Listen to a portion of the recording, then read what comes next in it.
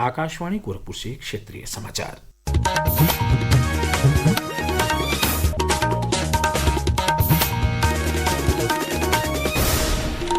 नमस्कार। समाचार बुलेटिन के साथ मैं वेद प्रकाश पाठक। प्रधानमंत्री नरेंद्र मोदी ने कहा है कि भारत अपने किसानों के हितों से कभी समझौता नहीं करेगा। नई दिल्ली में MS स्वामीनाथन शताब्दी अंतर्राष्ट्रीय सम्मेलन को संबोधित करते हुए उन्होंने कहा कि सरकार किसानों की आय बढ़ाने और खेती पर खर्च कम करने के लिए निरंतर प्रयास कर रही है। सरकार का मानना है कि राष्ट्र की प्रगति का आधार किसानों की शक्ति है। हमारे लिए अपने किसानों का हित सर्वोच्च प्राथमिकता है। भारत अपने किसानों के, पशुपालकों के और मछुआरे भाई बहनों के हितों के साथ कभी भी समझौता नहीं करेगा। और मैं जानता हूं व्यक्तिगत रूप से मुझे बहुत बड़ी कीमत चुकानी पड़ेगी, लेकिन मैं इसके लिए तैयार हूं। प्रधानमंत्री ने कहा कि डॉक्टर स्वामीनाथन ने भारत को खाद्य उत्पादन में आत्मनिर्भर बनाने के आंदोलन का नेतृत्व किया। मुख्यमंत्री योगी आदित्यनाथ ने आज संभल जिले के बहजोई में 659 करोड़ की 222 विकास परियोजनाओं का लोकार्पण और शिलान्यास किया। इस अवसर पर उन्होंने संभल में उत्खनन के दौरान प्राप्त हुए पुरातात्विक वस्तुओं की प्रदर्शनी का अवलोकन किया और पौधारोपण कर पर्यावरण संरक्षण का संदेश दिया।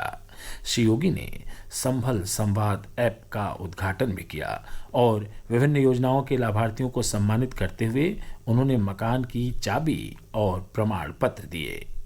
लोकार्पण और शिलान्यास समारोह को संबोधित करते हुए मुख्यमंत्री ने कहा कि संभल में कभी 68 तीर्थ, 19 पावनकूप और परिक्रमा मार्ग रहे हैं। सरकार इन तीर्थों और कूपों के पुनरुद्धार कराएगी। इस अवसर पर उन्होंने रक्षाबंधन और आगामी त्योहारों की प्रदेशवासियों को शुभकामनाएं भी दी। हमारी सरकार ने तय किया है 8, 9 और 10 अगस्त को हर वाहन के लिए उत्तर प्रदेश परिवहन निगम और नगर विकास की बसेज में फ्री में यात्रा की सुविधा उपलब्ध रहेगी। एक सह यात्री के साथ में वे उत्तर प्रदेश के अंदर कहीं से भी कहीं तक यात्रा कर सकती हैं। कोई किराया उनसे चार्ज नहीं होगा। ये बहनों को ये डबल इंजन सरकार की एक उपहार है। प्रदेश सरकार ने सोनभद्र को धार्मिक, पर्यटन और कैंपिंग सर्किट के रूप में विकसित करने का निर्णय लिया है। इससे न सिर्फ स्थानीय स्तर पर रोजगार का सृजन होगा, बल्कि विभिन्न तरह के पर्यटनों को बढ़ावा मिलेगा। इसे लेकर लखनऊ के गोमती नगर में आज एक बैठक भी हुई, जिसमें समाज कल्याण राज्य मंत्री स्वतंत्र प्रभार असीम अरुण, वन मंत्री अरुण कुमार सक्सेना और समाज कल्याण राज्य मंत्री संजीव कुमार गौड़ शामिल हुए। बारिश और बांधों से पानी छोड़े जाने की वजह से प्रदेश के 20 से अधिक जिले बाढ़ से प्रभावित हैं।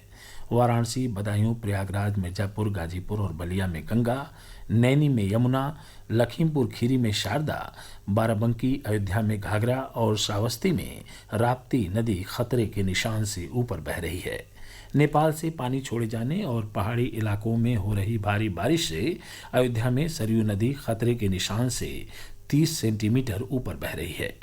नदी का जलस्तर प्रति घंटे 1 सेंटीमीटर बढ़ रहा है, जिसे देखते हुए जिला प्रशासन ने अलर्ट घोषित करते हुए प्रभावित क्षेत्रों के लोगों को सुरक्षित स्थान पर पहुंचाना शुरू कर दिया है। बाढ़ के कारण प्रदेश के विभिन्न क्षेत्रों के 2 लाख से अधिक लोग प्रभावित हैं। मुख्यमंत्री योगी आदित्यनाथ ने लगातार बाढ़ प्रभावित क्षेत्रों की निगरानी करने के साथ ही प्रभारी मंत्रियों को अपने अपने क्षेत्रों में राहत व बचाव कार्यों पर नजर बनाए रखने का निर्देश दिया है। उधर मौसम विभाग ने आगामी 24 घंटों में प्रदेश के कुछ क्षेत्रों में भारी बारिश की संभावना जताई है। आज पूरे देश में राष्ट्रीय हथकरघा दिवस मनाया जा रहा है। इस अवसर पर सोशल मीडिया प्लेटफॉर्म के जरिए प्रधानमंत्री नरेंद्र मोदी ने शुभकामनाएं दी हैं। उन्होंने कहा है कि आज का दिन बुनाई की हमारी समृद्ध परंपराओं के उत्सव का दिन है, जो हमारे बुनकरों की रचनात्मक कुशलता को दर्शाती है। हमें भारत की हथकरघा विविधता और आजीविका तथा समृद्धि को बढ़ावा देने में इस दिवस की भूमिका पर गर्व है। हर घर तिरंगा अभियान के तहत देश भर में विविध आयोजन किए जा रहे हैं।